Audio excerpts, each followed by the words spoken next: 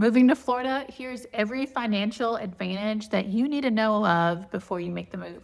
If you're new here, my name is Melissa Anderson. I am with eXp Realty. I'm your Northeast Florida realtor. Each week I bring you new videos on Tuesdays and Fridays all about life here in Florida, Northeast Florida, St. Johns County, what it's like living here, what you can expect, relocation tips, all of those things that you might want to know if you're considering a move here to this area. Also, communities, neighborhoods, pros, cons, all those things.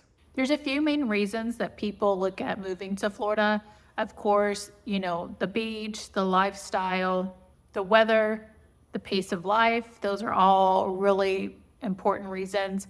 But another high contributor up there is going to be financial reasons. And that's what we're going to go over today. You may have seen these posts. I did like a Florida Money Files series on Instagram and Facebook where we went over and highlighted some of these main financial reasons that people move here to Florida or what to expect. And I've combined them all. I'm going to talk about them all in this one main video. So disclaimer, just before we get started, this is educational content. This is not financial advice or tax advice, not for me. Okay, I'm just here to share this information. I'm not giving you financial advice. You should definitely work with a CPA or financial advisor for your specific situation. All right, to know if you want to stay tuned for this video, here's the 6 topics that we're going to talk about, the 6 main points, and that's no state income tax, the Homestead Exemption, the Save Our Homes cap, no estate, inheritance, or gift tax, homestead portability, real cost to budget for. So if that interests you, stay tuned.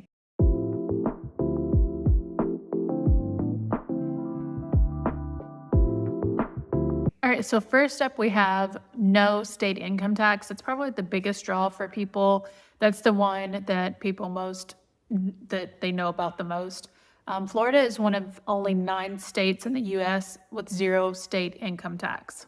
It's written in the state constitution. It's not just a policy that can be easily reversed, so that's great. And this applies to all income, wages, self-employment, rental income, investment income, and for retirees specifically, Social Security, pensions, 401k distributions, IRA withdrawals. These are all completely tax-free at the state level. So now you know why so many people come to Florida to retire, is to protect all of that hard-earned money that you've earned. And just for comparison, if we were to compare this to Florida to other states, New York top rate is 10.9%. California is 13.3%. New Jersey is 10.75% for state income tax. So someone drawing $100,000 a year in retirement income could save thousands of dollars per year just by establishing Florida residency. And of course, federal taxes still apply. This is just for state income tax levels only. But if you're coming from like a high tax rate, this is real money in your pocket that you're going to be saving every year. All right, the next one is going to be the Homestead Exemption. This is a biggie. I'll admit that when we first moved to Florida, this was back in 2014, I don't know if I missed the information or it wasn't given, but, and I also did not have my real estate license at that time. Did not know about the Homestead Exemption. The only reason I even knew about it is because I think it was like a year and a half later, I was out at lunch with friends and they were talking about, what their plans were like. Oh, I got to make sure that I'm filing. We just got a new house. I got to file for my Homestead Exemption. I'm like, what is that? What are you talking about? So I lost out like a year's worth of that tax in Florida. And we'll go into that in this video. But yeah, so I always make it a key point to let people know you need to file that. So you have until March of the following year to file for your Homestead Exemption. This is money in your pocket, folks. But once you qualify for the residency, you're then eligible for this Homestead Exemption.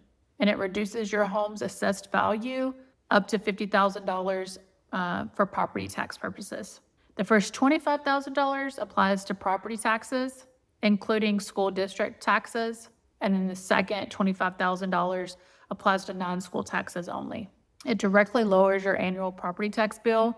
Like I said, you have to apply for it. It is not automatic. You can do it online or you can go into the tax appraiser's office. So you must be a Florida resident. It must be your primary residence. So bonus on this is that your primary residence is also protected from most judgment creditors under the Florida Constitution. All right, next up is the Save Our Homes cap. After your first full year of having the Homestead Exemption in place, the Save Our Homes cap kicks in. And that means your home's assessed value can only increase by a maximum of 3% per year, or the change in the consumer price index, whichever is lower. This applies regardless of what the actual market does. So for example, if your home appreciates 25% in 1 year, your assessed value for tax purposes can still only go up 3%. So this was huge back in 2020, 2021, back when we saw a huge increase in home values. And the longer you own, the larger the gap grows between your assessed value and your home's market value. And that's the more that you save on taxes. This protects long-term residents from being taxed out of their homes as property values rise. I mean, Florida has seen significant appreciation in recent years, and this cap is what prevents your tax bill from appreciating, keeping up that pace of appreciation. It rewards people who stay, so the longer you're here, the better it gets. All right, next up is the no estate, inheritance, or gift tax. I feel like this is huge. Florida has no state estate tax. We have no state inheritance tax.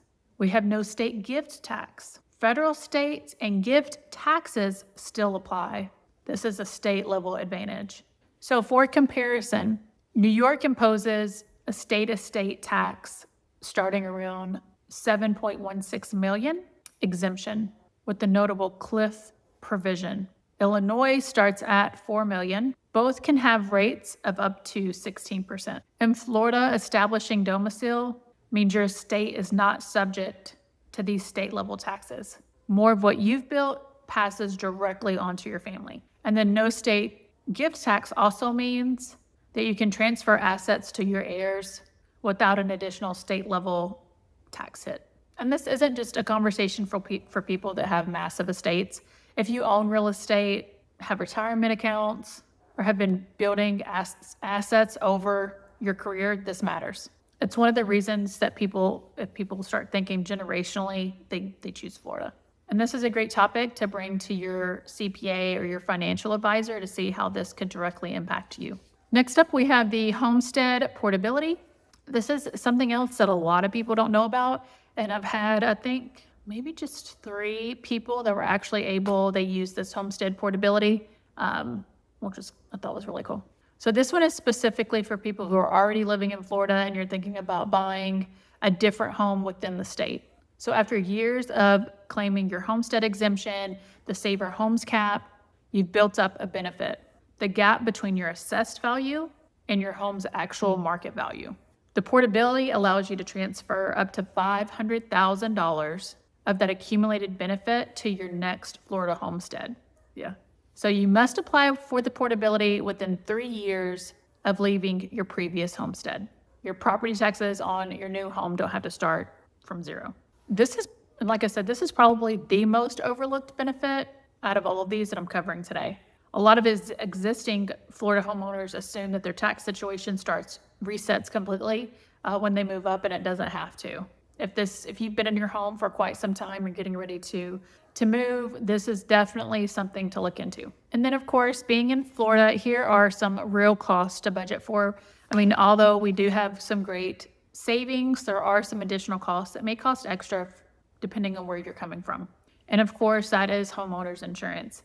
Now, Northeast Florida home insurance, someone was just, I think, made a comment about on one of the videos talking about they were looking at a home in Southwest Florida, and I was like, that's a whole different ballgame compared to Southwest Florida and Northeast Florida and your homeowners insurance cost.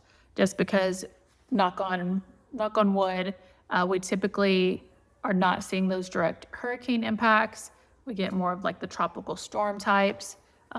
If you're in any other part of Florida other than Northeast Florida, your homeowners insurance is going to be considerably more. And you can always, if we're looking at homes, we can always get those quotes before you go under contract. And then flood insurance, that could also be an additional cost. Of course, we've talked about this, that if your home is not located in a flood zone, then most insurance carriers are not going to require you to carry additional or carry flood insurance. But if you are like in zone A or zone AE, it is required, and it's an additional cost.